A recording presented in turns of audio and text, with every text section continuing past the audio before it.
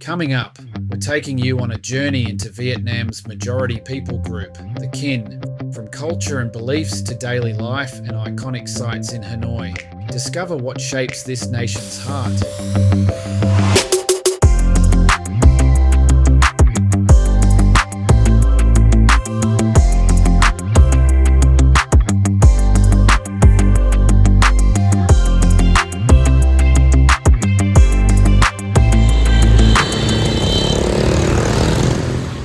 What defines a people? Is it the stories they tell, the homes they build, the way they honour their ancestors, or the ideologies that shape their future?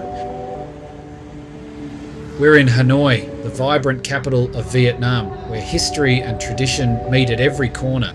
Here, the Kin people, Vietnam's majority ethnic group, shape the culture and heartbeat of the nation. We're at the Vietnam Museum of Ethnology, a place that highlights the country's rich diversity. There are 54 different people groups. The Kin make up about 85% of the population. That's 86 million people. At the Museum of Ethnology, we catch a glimpse of the traditional life of the Kin, alongside the unique cultures of over 50 other minority groups across the nation.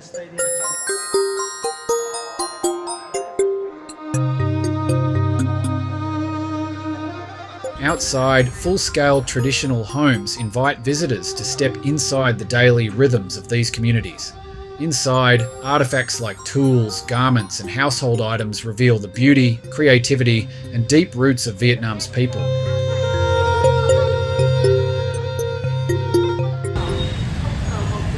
In Hanoi, the legacy of Vietnam's own revolutionary leader is equally preserved. We're standing outside the Ho Chi Minh complex. I've been told the wait in the queue is over an hour.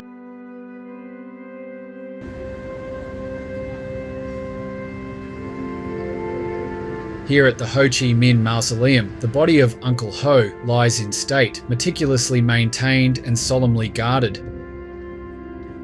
For many, this place is more than a monument. It is a site of national reverence.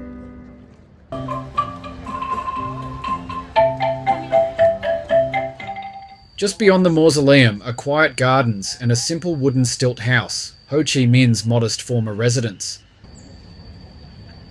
In stark contrast to the grandeur of state power, these humble surroundings reflect how deeply simplicity, discipline, and socialist ideals shaped the national identity. Despite state atheism, Buddhism remained deeply embedded in the cultural consciousness.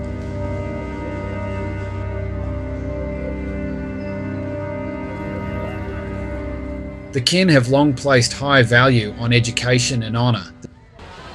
This is the Temple of Literature, which dates back to 1070. It was built in honour of Confucius, a renowned Chinese philosopher and teacher.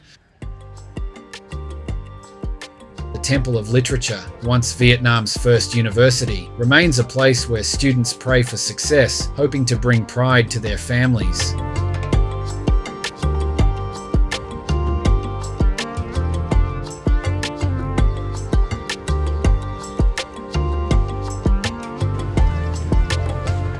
Last on our journey, we visit one of the oldest and most iconic spiritual sites in Hanoi. So we're at the Tran Quoc Pagoda, and behind me is the Garden Tower. Beside West Lake, the Tran Quoc Pagoda has stood for over 1,400 years.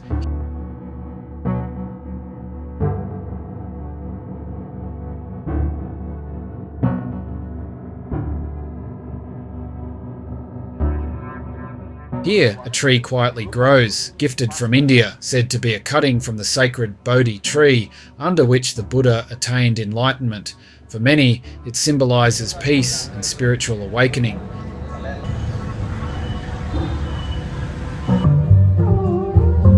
In today's Vietnam, many Kin identify as non-religious. For some, faith has faded into the background of modern life,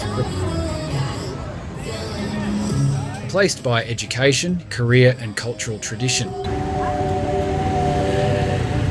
Yet beneath the surface, a quiet longing remains, one that success alone cannot satisfy. Among 70 million kin people, most have never heard the gospel clearly. Churches are few, believers even fewer. Have you been to Hanoi or somewhere else in Vietnam? What stood out to you about the culture or the people? What do you think it would take to see a growing movement of disciples of Jesus among the kin? Let us know in the comments, and before you scroll on, take a moment to pray. Maybe God's calling you to be part of the story.